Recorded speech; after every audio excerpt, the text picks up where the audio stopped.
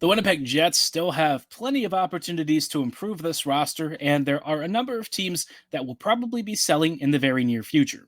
Who can the Jets pluck?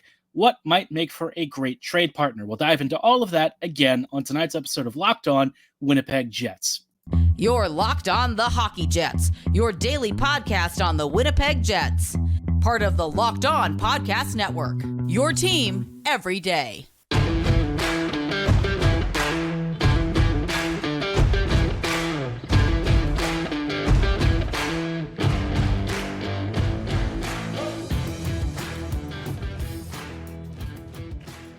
Hello, friends, and welcome to tonight's episode of Locked On Winnipeg Jets, part of the Locked On Podcast Network, your team every day.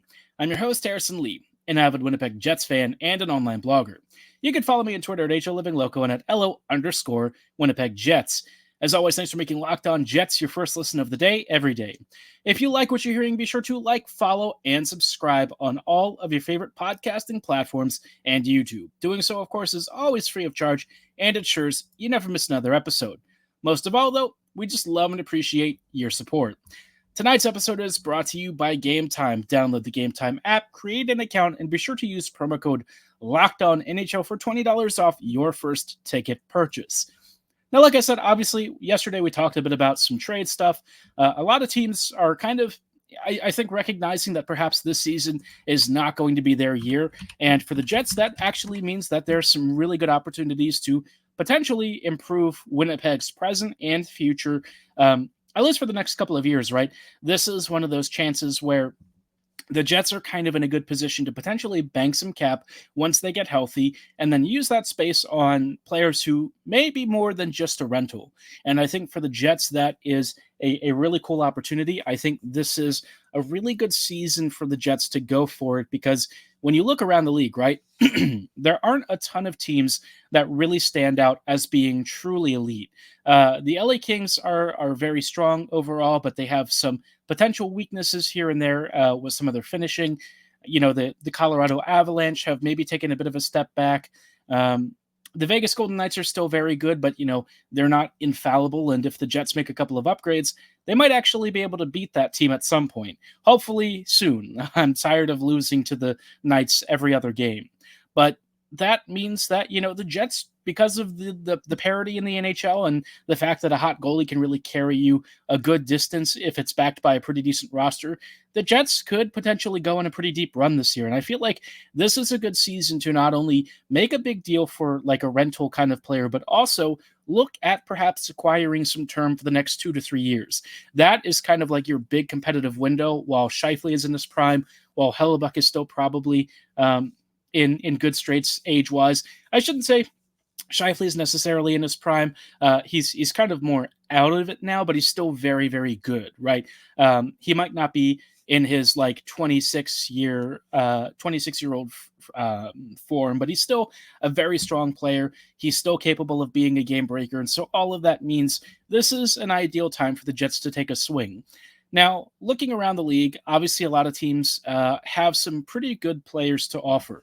One of them is the Minnesota Wild. And Minnesota obviously is one of those teams that is desperately trying to figure out how to stem the bleeding. I don't know what's happened with the goaltending this year, but both Gustafsson and Fleury are getting lit up like Christmas trees. And I don't know if it's a question of the defense, because like traditionally, right, Minnesota has had a pretty staunch back line. And more importantly, you know, up front, like the way that this team plays, they're defensively resolute all throughout the lineup. They're a big forechecking team. They're skilled, and they tend to make life really difficult on their opponents. Now, if the Jets were to try and perhaps make an acquisition from this team, obviously forward-wise, there's probably not a lot that I think would really excite the Jets. You could maybe talk about like a Mats Zuccarello, although I don't know if Zook necessarily I don't know if he would be the kind of player the Jets should target. I like him as a short-term rental, but I also know that, you know, if Minnesota still views this season as perhaps just a bit of a one-off and they're not really willing to sell quite yet, then perhaps they'll hang on to him. Otherwise, if you're looking for other options, you could potentially look at the blue line. There's not really a lot there that I would say is great. John Merrill might be an okay addition for like your third pair. I don't know that he's necessarily going to be the kind of guy that I would necessarily move like big assets for, but he is a potential option. Obviously, this team, I mean, they're kind of in a strange place, right? Like this Wild squad has some legitimate talent up top, but once you go down, to the depth lines, that's where things really fall off. If we're looking at maybe trying to pick up a Wild forward, the only guy that I would really have any sort of short-term interest in is maybe Marcus Johansson. And again, that's like really fringe interest. In terms of what the Wild can really offer the Jets, it's pretty limited, if I'm being honest. So Minnesota probably not going to be the ideal trade partner, but it could happen. The really good players that they have are guys that they're likely to keep. They're not moving on from Joel Eriksson Ek unless he tries to force his way out, but I really can't see that. Otherwise, there's just not a lot that this team has that I would say really gets the blood pumping and that, Winnipeg should feel comfortable trading for. We're definitely not acquiring Zach Bogosian. Let's hope that is the case. Now, the St. Louis Blues are a more interesting question because they've got legitimate players that the Jets might want to take a pass at. One guy that could be of interest up front is Pavel Buchnevich. He has been a name that a lot of Jets fans are kind of buzzing about because he's only got like a year and a half left. He's an immensely skilled player, very clearly one of St. Louis's top scorers, and for the Jets, he'd be an immediate top 6 upgrade. And I think for what Winnipeg would ask for, to out of him, right, they'd legitimately get great value. He'd be expensive. Don't get me wrong. We're probably talking, a McGroarty type or something, or a Barlow going back the other way is my guess. But if you're really serious about trying to win now and go for it, Buchnevich is probably one of the top names that you talk about. Another guy that could be of potential interest, but is a lot more fringe and honestly has some warts with him, is Jakub Vrana. I like Vrana a lot. I was a big fan of his when he was a Cap. Since those days, things have kind of not been great, if I'm being honest. And I don't know what Vrana is like these days. He in his prime, he was like a really solid scorer, a very talented, crafty winger, kind of not that dissimilar from like Ehlers in some ways, but not really a transition expert or anything like that. And, the numbers over the past couple of years have definitely tailed off.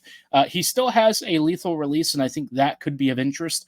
But beyond that, I just don't know what his overall game is like. He's probably the kind of guy that would score, if he had a full season with the Jets, maybe like 45 to 50 points, which is good, right? But you do have to wonder if he's still capable of that. And I just don't know. He's had some personal issues, and I don't want to put him in a position where, any of that would potentially jeopardize the rehab and recovery that he's been on. So, if it makes sense for him to stay in St. Louis where he's supported and everything, I'm more than okay with that being kind of the final situation. On the blue line, I don't think the Jets would really be interested in anyone there. Scandella, Bortuzzo, Perunovic. Perunovic is not a guy that they're going to give up anyways. He's one of the key defenders of the future for the Blues. Otherwise, you've got lots of term locked up in guys like Krug, Parayko, and Falcon. Let's be real. The Jets don't want any of those. They might have liked Parayko at one point, but I would be very, very unhappy if they tried to make that acquisition now. I think it would be really bad and very damaging for the Jets long term. So for now, I think the Jets would mostly be well off if they maybe tried for a forward, but the Blues, it'll be an interesting situation, right? Because you're probably only getting one player out of this team, and you're going to have to make it a really good one if you're going to pay what St. Louis is likely to ask. Now, the Blues aren't the only team that could be selling to the Jets. We'll talk about a few more candidates, some in the West, maybe one or two in the East in just a little bit. Before we go any further, though, I did want to shout out our friends and partners at GameTime. When it comes to buying tickets, a lot of you are probably used to going through the same song and dance. You pay a lot of money, there's a lot of surprise fees, and honestly, it's just a pain because you might not even know what seat or view you're even getting. They maybe give you a seating chart, and you have to sort of guess what the view is like. You might actually find out that when you sit down, you're blocked by a huge pillar. Just ask Red Sox fans what that view is like. It kind of sucks, right? Especially when you're paying a few $100 for one of these tickets. GameTime knows your struggles, and they want to help you save time and money with the GameTime app. This is where you can find last-minute ticket deals, flash deals, and they all come with great prices and special guarantees like lowest price guarantees, event cancellation protection, and so much more. Best of all, they offer you in-venue views where possible so that you're not just buying tickets blindly. You actually know what you're paying for, and you can make sure that you're not going to be sitting behind a giant wall that prevents you from seeing maybe the Taylor Swift show of your dreams. Lord help you if you want to see the Travis Kelce show as well at the same time. But you know what? If you're ready to take the guesswork out of buying tickets with GameTime, be sure to download the app, create an account, and be sure to use promo code LOCKEDONNHL for $20 off your first purchase. Terms do apply. Again, create an account and use promo code LOCKEDONNHL for $20 off your first purchase. Download GameTime today. Lowest prices guaranteed for all those last-minute tickets. Hello, friends, and welcome back to this episode of Locked On Winnipeg Jets, part of the Locked On Podcast Network, your team every day. Every day, thank you for rejoining us in tonight's episode as we continue to talk about some potential trade options for the Jets. Winnipeg is obviously going to be looking to improve. I would have to imagine. I mean, this team is already going to be really good when it's fully healthy, but imagine what this team could be with like 1 to 2 acquisitions that take it from being good to like elite. One team that could be on the chopping block here is San Jose, right? Like they're going to be desperate to extract some value out of whatever is left of this roster because right now they're on pace for one of the worst seasons in NHL history. I don't even know where to begin with this team. All I can say is they are really, really, really bad. They've won a couple of games recently, but it's not at a level to where I think anyone is expecting much out of them. It's been, I don't even know how to put it. Saying the Sharks are bad would be honestly generous. So the question then becomes, well, if they're this bad, why would you want anyone from this team? And the reality is they've actually got some really talented players that are probably just begging for somebody to free them of their misery. One guy that I accidentally said for the Florida Panthers, Anthony Duclair, joined San Jose, I think this past offseason. And Duke is an interesting guy. He's a player that I've kind of had an eye on for the past couple of years. He's a natural finisher, probably more in like the Kyle Connor vein of being a guy who might not be as effective at creating a lot of space for himself, but is crafty down low. He can punish pucks, and he has been known to be an elite sniper in previous years. A little more inconsistent over the last few years, but he might be a legitimate force if you put him on the right pairing out there. I don't know if he's going to be as strong as he once was in his earlier career years, but maybe he's still got something enough to drop like 20 goals for a season. I don't know. He's an expiring guy. He's probably a rental, and given that he doesn't come with a huge cap hit and honestly doesn't have like a crazy track record over the past couple of years, he might not be that expensive. LeBlanc would be another guy that you could potentially look at. LeBlanc has been a player that has been talked about as San Jose trying to dump his deal. He's on his last season, and honestly, I think he probably wants to get out of Dodge as soon as possible. He is a very forceful slot attacking presence, great shot. He would probably be a nice upgrade for Winnipeg's top six, and I could imagine him being like an elite third line winger if the Jets were to kind of keep the top six as it is. Assuming that LeBlanc then slides alongside Lowry and Niederreiter, that's a menacing third line, maybe the best in the whole NHL. So, yeah, I mean, LeBlanc would be a great rental option. I don't know if he would really be the kind of guy that you want to give a lot of term and money to. I wouldn't mind an extension under the right circumstances, but you just want to make sure that, you're getting full value, right? And excuse me. In terms of like just a pure rental, though, I wouldn't be averse to it. I think either him or Duclair would be some legitimate options. On the blue line, there's no one I'd really be interested in. That defense is pretty rough, and I think we can just sort of gloss over it and look at other teams instead. In particular, I'm thinking about the Philadelphia Flyers. Now, the Flyers have a couple of guys who are probably getting closer and closer to expiring or really winding down their time as a Philadelphia Flyer. Travis Konecny being one of the big ones. And then on the blue line, you could have a couple of options like Nick Seeler, Sean Walker. Travis Sanheim's probably not going anywhere. His value it's got to be way high right now because, he has been absolutely killing it for Philly. And he was one of those guys that I was really hoping the Jets would take a swing on in the offseason. They didn't, and I think they're probably going to regret that a little bit. But it is what it is. You can't get everyone that you want, and it's just sort of the reality of the situation. Sean Walker, though, would be a really nice consolation. He's a solid second-pairing defender, brings some nice two-way transition ability, and, Seeler, if you wanted a really cheap third-pairing defensive option who's kind of like a more shot-blocking, perhaps more Brendan Dillon-y type. He's not terrible in possession with the puck either. He doesn't really chip in a lot offensively, but I feel like he could be okay as like a third pairing depth guy. Now, Travis Konecny is obviously the big name that I think would be on the upper parts of Winnipeg's most wanted list. Konecny is kind of like Kyle Connor, which is funny because I just said that about Duclair, but Duclair is a much less productive version. Konecny is the only guy that probably gets closer to what KFC brings. He's got a great release. He is an absolute pest down low, and honestly, he pisses off everyone he plays against. He's got a fiery personality. He can play down the middle or out wide, and he's got a nasty shot. Over the past few years, Konecny's numbers have been very respectable, and honestly, with him having another year on his contract, that would give the Jets at least one more season with him to have a chance to really make a run with it. I don't know if he would be the kind of player that I'd want to sign long-term after that. I mean, it could be, he'll be like probably around 27 or so at that point. So assuming that the Jets could make a good deal with him, again, I wouldn't be against it. You probably expect him to score around 20 to 25 goals for the Jets in a full season. He's hit as high as 30, that like he did last year. This year, he's already at 11 and 18 games.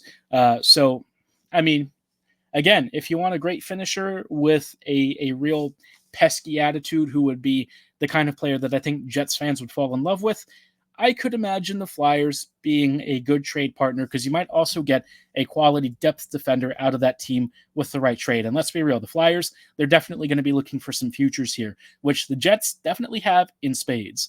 I know we don't really want to see any of McGroarty or Barlow or any of those guys go, but you got to be honest, right? If there's the right trade partner that can help the Jets win now, you might have to swing big and do it. But we'll see how all that pans out. The Jets are going to, at first, just want to get healthy, and I think that's the biggest thing. Velarde coming back, Heinola coming back, those guys could be really nice internal upgrade options, and then you'll see from there what you need. But of course, before the Jets even get to that point, they've got to get through the Tampa Bay Lightning. We'll talk about how the Lightning are likely to line up tomorrow and how this could be a really tough game for the Jets despite Tampa Bay's rather up and down performance over the past couple of weeks. We'll dive into all of that in just a moment. Before we go any further, though, I do want to shout out our friends and partners at eBay Motors. Passion, drive, and patience. What brings home the winning trophy is also what keeps your vehicle alive. eBay Motors has everything you need to maintain your vehicle and level it up to peak performance, from superchargers to roof racks, exhaust kits, LED headlights, and so much more. No matter what you're into, whether it's speed, power, or style, eBay Motors has you covered. With over 122 million parts for your number one ride or die, you'll always find exactly what you're looking for, and with eBay's Guaranteed Fit, your part is guaranteed to fit your ride every time or your money back. With eBay Motors, you're burning rubber, not cash. With all the parts you need at the prices you want, it's easy to turn your vehicle into the MVP and bring home that victory. Keep your vehicle alive at ebaymotors.com. Eligible items only, exclusions apply. eBay Guaranteed Fit is only available to U.S. customers. Hello, friends, and welcome back to these closing thoughts of tonight's episode of Locked On Winnipeg Jets, part of the Locked On Podcast Network, your team every day. Every day, thank you so much for joining us as we close out with some thoughts ahead of Winnipeg's matchup against the Tampa Bay Lightning, which is going to be a tough game. Tampa Bay is not, look, they're not what they used to be, right? This team, when you look at the lineups and who they're putting out there on a pretty consistent basis, it's a strange roster. I don't quite know what they're cooking out in Tampa, but it's definitely mediocre compared to what this team used to be. All that said, Tampa Bay is still kind of decent. I know that they've had issues conceding goals recently, and I don't know if that's like a product of a leaky defense or the goaltending. I'm looking at their blue line, and it's not. It doesn't seem great, to be honest, if I'm being truthful. But yeah, kind of a strange roster, right? Up front, they've got Brandon Hagel, Braden Point, and Nikita Kucherov on their first line. Obviously, Point and Kucherov are a menace, and Hagel has been known to be the kind of guy who can clean up nasty rebounds and stuff pretty swiftly. I think this is a trio that you're going to want to watch out for. Obviously, this the chemistry between Point and Kucherov is long-standing. They are super talented, and the Jets have occasionally had some troubles trying to shut down Point. I don't know that he's on the same pace that he's been on in previous years, but I'll tell you one thing. This Tampa team definitely scores a lot of goals. It's the conceding that's kind of been one of their biggest weaknesses. Second line, you've got Stamkos, Paul, and Mott together. This is kind of like a grindy forechecky group with like Stamkos as your elite finisher. I don't know if the Jets are going to be as worried about it. I think you could probably put out the Lowry line against this unit and do really well. I'm sure that they're going to try to hard match the Scheifele line against Point, which may not go super well, if I'm being honest. I think Point and Cooch could probably win that battle, but if you put out the Lowry line against this top six, I think you've got better odds of sort of grinding them down and tiring them out. This is partly because once you get to like the bottom six, the Jets have a potentially really good advantage. Now, the third line for the Lightning is still really nice, though. Jeannot, Cirelli, and Yzerman are a talented trio. We all know our friend Mikey Yzerman obviously has carved himself out a nice middle six role for Tampa. Not really a prolific scorer or anything, but he's got energy and speed to burn, so I suppose that's the big thing that you're expecting out of him. Cirelli is just a nice two-way center with, pretty great scoring ability. Again, not somebody that you would expect to be like an elite top-end scorer, but somebody who provides supplemental offense and is obviously not an easy player to go against. Jeannot, I mean, all I can say is I feel like they are trying to make him happen. And like as a third-line winger, he's okay as like a forechecker. I just don't know if he's really much more than that. Now, the fourth line is kind of where I think they really fall off significantly. They've got Cole Koepke, Luke Glendening, and Austin Watson as a trio. Probably a lot of physicality, not much else. This is where, like, Winnipeg's fourth line, in theory, should handily win that battle against this Glendening line. Gustafsson with Barron and company, that's just a great, great trio as your fourth. So, honestly, I don't think the Jets are going to have too many problems. And Janssen Fjallby, to my eye, has looked pretty decent since joining. Obviously, he's very, like, straight-ahead kind of speed. But, against a team that's probably going to try and be a little more physical and a little more slower paced once you reach their depth lines, that might suit the Jets just fine. I think for Winnipeg, the biggest threat here is going to be like Tampa's power play.